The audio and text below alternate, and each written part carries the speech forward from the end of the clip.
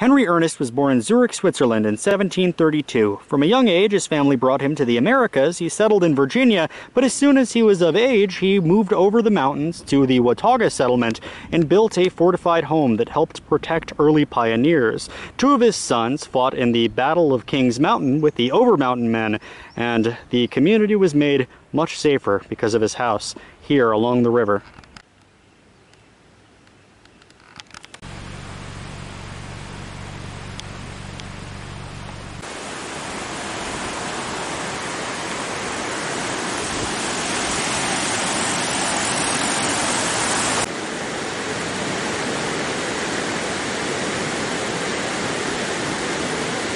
The story that I've understood of what is back here was that sometime, I think 1790 something, 1794, 96, somewhere in there, I think before Tennessee was a state, maybe not, a group of Indians was going to attack Knoxville, and they got within earshot of Knoxville, heard the morning cannon go off, giving the time of day, and thought that they had been spotted and were under attack by the settlers in Knoxville.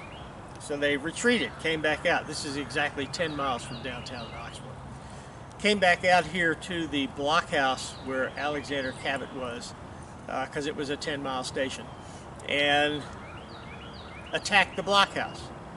Cabot had some militiamen with him and his kids and who knows who else. I think it was about a dozen, maybe 14 people total. There was a standoff. Eventually, Doublehead said, let's declare a truce. Open that door and come out and we'll get along peacefully. Wasn't the case. When they opened the door, they all got slaughtered. Somewhere there's a side story that one of Alexander Cabot's children was taken by the Indians. Don't know if that's true or not. And I think ultimately he was killed too. What happened after that, I can't tell you. There's stories that they are buried here in this cemetery, but there's no evidence of that. There's no proof of that. There's no written record of any of that. There are depressions here in this cemetery that people have said, oh my gosh, it looks like a mass grave. But when University of Tennessee Anthropology Department came out here with ground penetrating radar, they said, we've got no evidence of burials there at all. If there is a depression in the ground, our theory is that it's from an old tree, where a tree was and rotted. That's that. There are plenty of tombstones in here. They're old.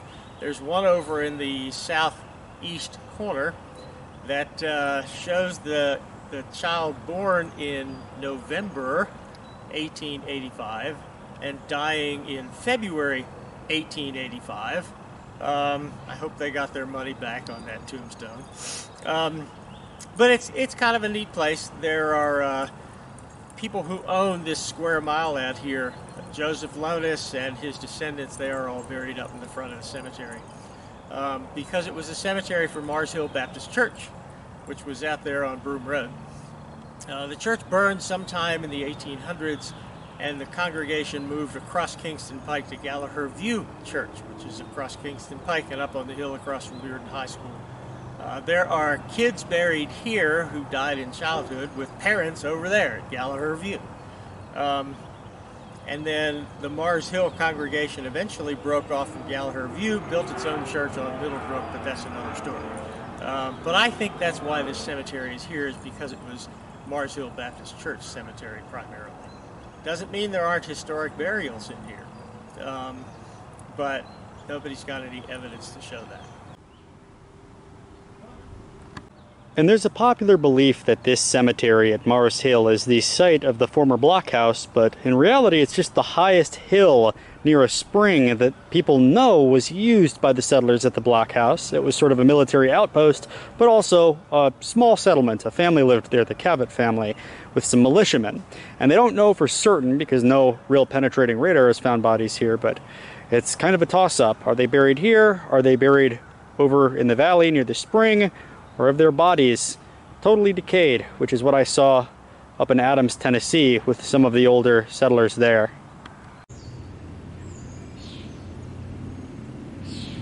We're here in the Capitol building of the lost state of Franklin to talk a little bit about how the Franklinite movement pretty much directly reflects the rabidly independent attitude of the early American Revolution. Now, to understand these Franklinites and their sentiments, it's necessary to rewind the clock to the early 1770s before the thought of revolution had really even been planted in the Americans' minds. This was 1771, and the regulator movement had formed in central North Carolina. And the reason for this is because the colonies were mainly along the coast, and the closer you were to the coast, the more fine everything seemed. They had a lively shipping industry, law and order was well and good, but on the interior, the judges were highly corrupt, and things got exchanged only through nepotism. And so in the 1770s, the regulator movement was created to bring about accountability. This wasn't intended to be revolutionary. There were marches, but it ultimately was a protest. And in 1771, a group of these protesters met at a field called Alamance where they came across a British regiment. They approached the commander and said, "We should settle this and you must meet our demands." Take them to the governor, and they were fired upon. After this point in time, the governor forgave them, but did execute their leaders publicly and brutally. So a lot of these men from 1771, even though they had the option of being pardoned, went up and over the mountains to the west of the state.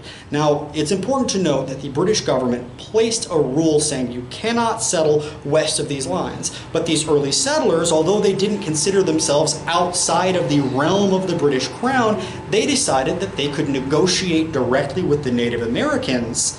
And 1 year after the Battle of Alamance, again, it's not directly related, but it has to do with it politically, they formed the Watauga Association, which purported to be a legal entity that controlled the area beyond British settlement. And they negotiated directly with the Native Americans, but because certain bands of tribes rejected their proposals and their treaties, they kept petitioning North Carolina for protection. Along comes the Revolutionary War, and the Watauga Association appears at Kings Mountain to help the Patriots fight the Crown. This is a pivotal moment, and the Watauga Association goes from being ostensibly independent. Many people here might have actually had that idea by the time of the lead up to Kings Mountain. They joined the Patriots, they founded their own committee of safety, and essentially the Watauga Association collapsed. Now after this, they again basically petitioned North Carolina. They said, protect us, help us out, and we can form a good relation with you. We've already developed this land and we've got good relations with the Native Americans.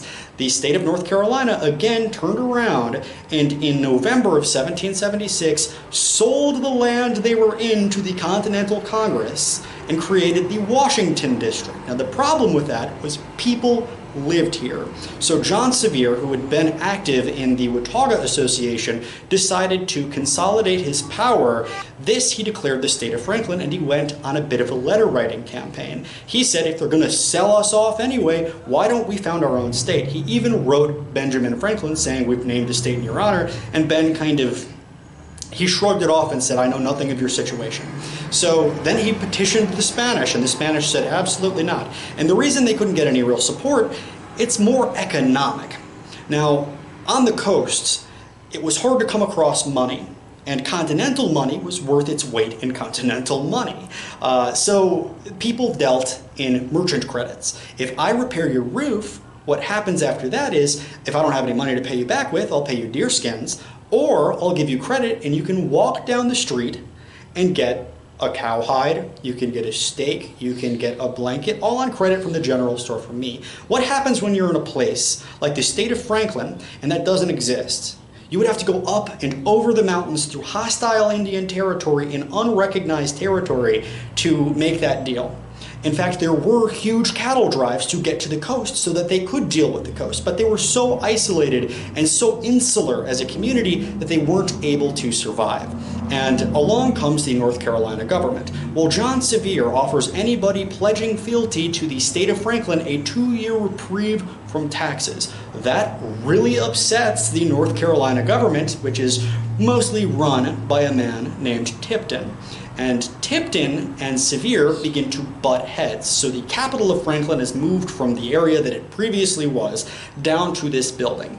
And the Battle of Franklin occurs, which is North Carolina says, hey, this John Sevier fellow has been essentially convincing all of these settlers on our land that they don't need to pay us taxes, and because we can't rightly march troops in over Native American territory where they might be ambushed and collect the taxes, what we'll do is we'll seize John Sevier's slaves and use his property and his slaves to pay off the debt that we feel he owes us. On a grassy hill overlooking the Tipton-Hayes Historic Site where the 1788 Battle of Franklin ended that state's short-lived independence is Captain John Tipton, who was diametrically opposed to John Sevier. And because of that, he's often written out of Tennessee history books because John Sevier is this state's folk hero. However, Tipton deserves to be recognized for the hero that he truly is. He was in Lord Dunmore's war, and he supported George Washington as far back as the 1760s with his political aspirations. When the Revolution came along, he was a recruiter for the Continental Army, and when he heard that his father and brothers were heading over to Watauga, essentially to escape the persecutions of the Redcoats, he followed them and thought it would be a good, fresh start. Because of this, he signed the Watauga petitions, he was a good friend of John Sevier, and he participated in the Battle of Kings Mountain. He seems to be a Wataugan through and through. However, what he quickly discovered was that the area of Watauga, being outside of colonial authority and law enforcement in general, drew a lot of con men, a lot of people who were fleeing from justice. And he saw John Sevier increasingly exercising authority and trying to create his own country. In fact, nowadays we know that Sevier was actually making overtures to the Spanish when people refused to recognize his own state. He was the tax collector. He was the official representative of the North Carolinian government. And in order to drive a wedge between Tipton and the people of the state of Franklin, John Sevier told everybody that the government of North Carolina had no interest in protecting them from Indian depredations. And it didn't help that there were quite a few raids in this area, mainly by Chief Doublehead. And so in 1788, as I mentioned at the state capitol, basically the government of North Carolina told Tipton, nobody here's paying their taxes properly. A lot of people, you approach them and say, pay your taxes, and they said, I'm not a North Carolinian, I'm a Franklinite. So they said, who's the richest man in Franklin? The governor of Franklin, John Sevier. Tipton goes to Sevier and steals a couple of his slaves. And Sevier leads a 3-day siege of the Tipton-Hayes Historic Site. A few people die, and after that moment, most people disperse. It became a very real war, but Tipton captured a few of Sevier's sons and were about to have them hanged until somebody talked him out of it. I feel that this could have actually become a frontier war if those sons had been hanged. And after this, Tipton lived in the local area and was buried here, and the state of Franklin truly died up. But for someone who served in Lord Dunmore's war and did his best to consolidate state power, I think he's a fascinating person who was given a raw deal by Tennessee state history, because no one remembers him. Disintegrate. Now, throughout this video, we're going to be visiting some sites associated with Franklin and Watauga. We're going to be seeing the people who signed the Watauga petition, talking about some of the forts, and actually right now we're in the old Capitol building. Now, this is supposedly built to a very faithful model. The old one was supposed to be here. It was made of it was the actual Capitol building, but I think in the 1940s or around the Great Depression, when the idea of this was basically Americana. People loved the wildly independent Daniel Boone, Sam Houston attitude of these pioneers and these over-mountain men. So they wanted to really prop it up as a tourist attraction. And in transit, it just goes missing, and no one has ever found a trace of it. So it's the lost state of Franklin, but it's also the lost Capitol building, and the wooden beams of it must be in some old farmhouse somewhere, and I hope one day something might be found of them. And the Watauga petitions as well have been totally lost to history, and I feel like a lot of this has been intentionally written out of history because, again, we've got this attitude that the Revolution was very, very uniform and that everybody was on the same page, when men like John Sevier were interested in building their own countries, to the point where Sevier even petitioned the Spanish for help, which was treason. And yet he became the first governor of Tennessee, which is wild to me. Here's a quick timeline to provide some context on the settlement of what's now eastern Tennessee so you can understand some of the names used. In 1771, the Battle of Alamance was fought, and legend says some people fleeing pursuit went up over the mountains where they found people had been living there for years. This settlement, although illegal, had been going on as far back as the 1730s when Alexander Cumming went and declared himself the King of the Cherokee, and Christian Gottlieb Freiberg tried to start a utopia there. In 1772, 1 year after Alamance, they declared the Watauga Association with 5 separate heads, 3 of them elected and 2 of them appointed. This would govern over the illegal settlement, and although they never expressed a firm desire to be independent, they pretty much were just by practicality. In 1776, after having supported the Patriots at the Battle of Kings Mountain, they were part of North Carolina, but in November of that year, they were turned over to the District of Washington. The state of North Carolina had again double-crossed them and sold them to the Continental Congress to pay off war debt. They remained this District of Washington for 1 year until North Carolina revoked that measure in November of 1777, but they refused to take them back. So for a few years, they were kind of just in this wishy-washy state of living in the backwoods with no real organization. And then in 1784, although the North Carolina government existed and only was there to really collect taxes, in 1784, John Sevier and some of his supporters who had been active in the Watauga Association declared the state of Franklin. And very importantly, they said anybody settling there would have a 2-year reprieve from taxes, which was very appealing to a lot of the settlers who were coming to these regions. And then when you did pay your taxes after 2 years, you could pay with a barter system. And John Sevier himself, as governor of Franklin, took deer skins, which is pretty surprising. This continued up until 1788 at the Battle of Franklin, which we'll explore in a moment. In 1788, it was passed back again to North Carolina when the Franklinite government basically collapsed, and it remained that way for 2 years. In 1790, Southwest Territory was formed, and this continued until 1796, when again, John Sevier was called on by George Washington to take the place of the first governor of the state of Tennessee, and it's remained Tennessee ever since. In a cul-de-sac at the end of the ironically named Duncan's Retreat, past the dead end sign, is the grave of Jesse Duncan, a fascinating person. We don't know a whole lot about him, but he's said to be the first man killed, scalped, and buried here in eastern Tennessee in 1765. That was years before the Battle of Alamance, years before Watauga, and it's fascinating to think about what his story actually was. It says, first white man that died in Tennessee, killed by the Indians about 1765, erected by the public. A few years ago, some dumb kids pulled up here with a pickup truck and toppled the monument very sadly. And here is his wife, Elizabeth Dodge Duncan, wife of Jesse Duncan, from whom we probably get this story.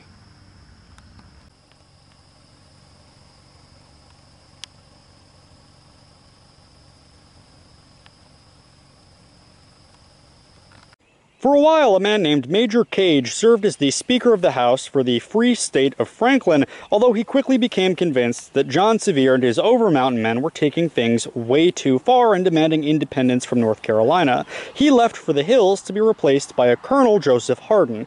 Hardin had worked as a congressman for the colonial government of North Carolina, and like many others in the inland part of that state, grew convinced that the colonial government didn't really care for the backwoods people, so he took part in signing the Tryon Resolves. Now, the Tryon Resolves, like the mythical and nearby Mecklenburg Declaration, demonstrated that the inland of this country, the inland of North Carolina, did not like colonial authorities, and although it didn't declare independence, the Tryon Resolves, even before the Declaration of Independence, promised to form a militia to protect against British depredations in the interior, and many of the men here who formed Watauga, which was a predecessor, had actually been supposedly fleeing from the Battle of Alamance and the Regulator War, which happened many years before the Revolution. So it was this inland mentality of the pioneers that really grew the state of Franklin from the dying body of Watauga. And Colonel Joe Hardin, like many other early settlers of Franklin, was also something of an outlaw himself. Even though he didn't formally commit treason against the British, he chose to move further west and began attacking Cherokee, who were allied with the British along the frontier. This he saw as a way of destabilizing British interests without committing as much to killing a redcoat. However, when he was declared more or less an outlaw, he moved into what was called the Washington District. Now, in November of 1776, the state of North Carolina ceded the area of the Watauga Republic to the Continental Congress in an effort to pay off war debts. This only lasted a year until the state of North Carolina realized how unpopular this was with the people who actually lived there. But because of this, there was an unstable situation on the ground. There were very few patriot authorities that were actually in the Washington District or Watauga, and they were filled with John Sevier and men like Joseph Hardin, who became the new Speaker of the House of the free and independent state of Franklin. And just try to imagine what kind of person he was. A staunch Presbyterian, he lost 3 sons in the Indian Wars and participated in the battles of Ramsor's Mill and the Battle of Kings Mountain. Hardin's son, Amos, lived in the local area, became a reverend after participating in the Indian Wars, and was buried here right alongside his father.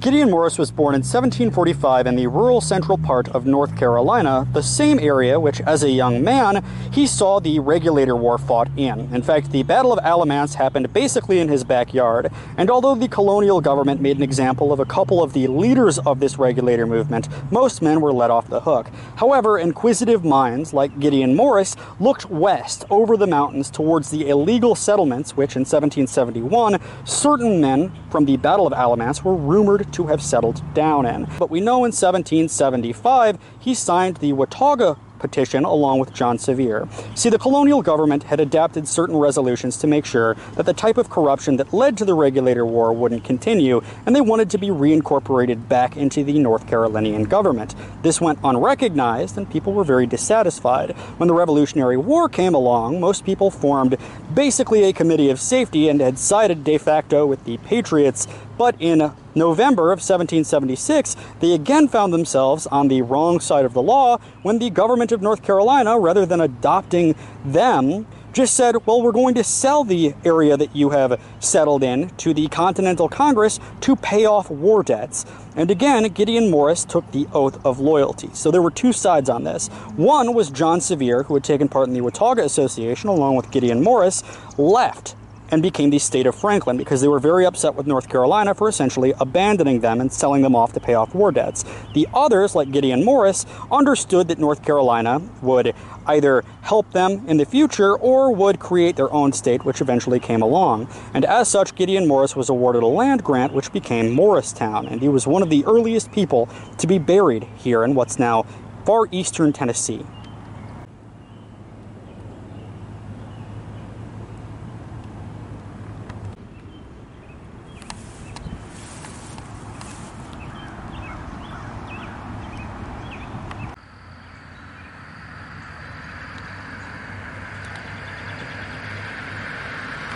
Both John Carter and his son Landon are buried here in the shadow of the mansion they built along the Watauga River as a very crucial part of the Watauga settlement.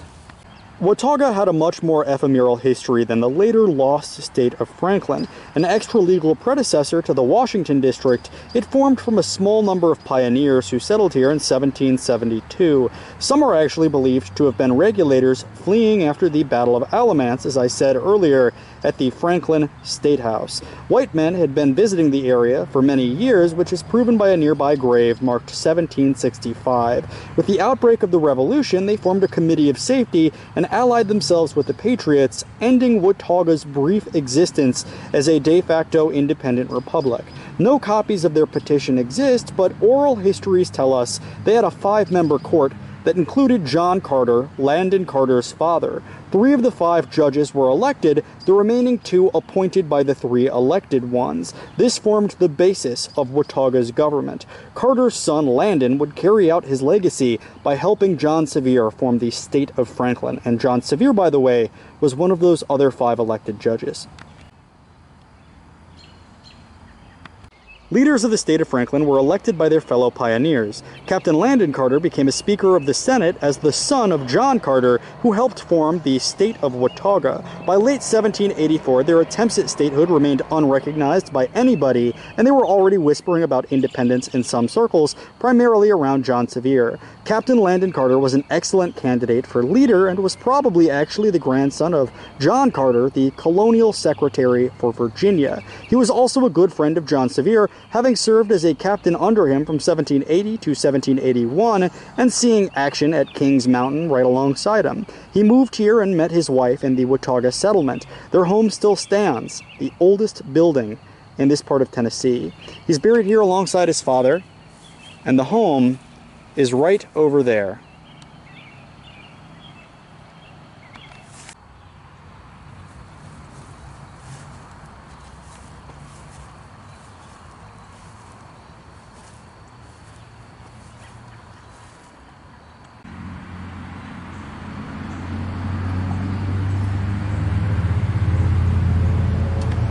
And overlooking the highway here in eastern Tennessee is the Bob Young cabin. He was the man who fought with the Overmountain men at the Battle of Kings Mountain, who shot Major Patrick Ferguson. He was a sniper, and he then escaped to the Watauga settlement and became a folk hero. He's buried pretty locally. I don't know if we'll have enough sunlight left in the day to go and see his grave, but it's fascinating to think of the kinds of people that were settling in Watauga, and the fact that this cabin, as beautiful as it is now kind of, it's not on a high list of many people's desirable places to go here in Tennessee. But I'm trying to talk a little bit more about the history of Watauga, and I think it deserves as much attention as Daniel Boone. And here we have a modern lake. We're not too far away from where the final battle for Franklin took place in 1788.